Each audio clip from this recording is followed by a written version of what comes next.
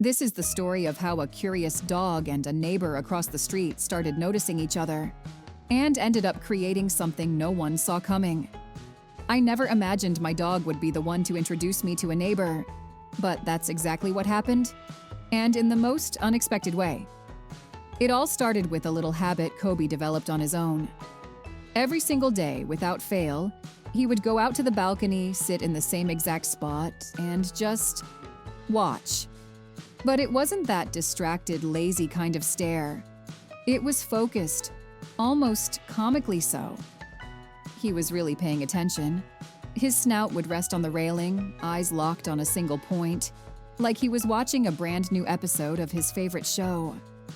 At first, I thought he was just enjoying the street view, but soon I realized his eyes were always aimed in the same direction, at our neighbor across the street.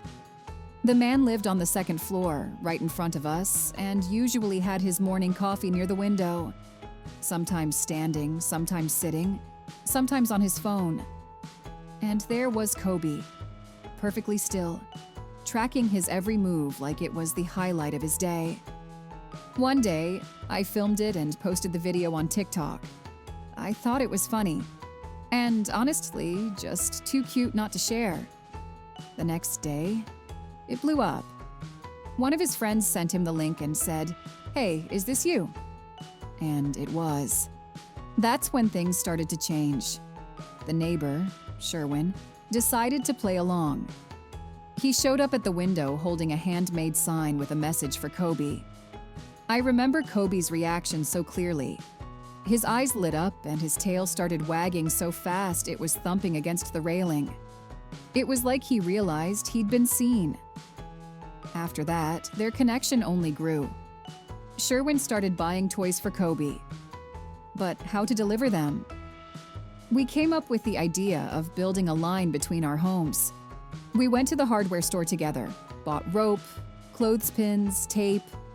We messed it up a few times before we figured out where to attach it properly. But eventually it worked. And then came the most delightful exchange.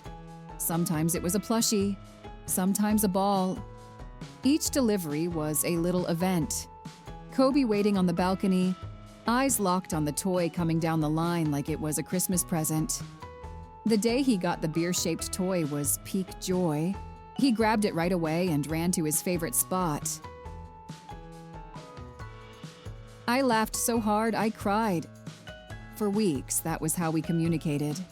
Him from the window, me from the balcony. No face-to-face, just this quiet, sweet exchange. But at some point, we both knew it was time. I crossed the street with Kobe, brought one of the latest toys with us, and when we got there, Kobe just ran straight to him. He jumped into Sherwin's arms like they were childhood friends. Maybe they were. Today, Sherwin says they're best friends. I won't argue with that. And to think it all started with a dog who just liked watching the neighbor from the balcony.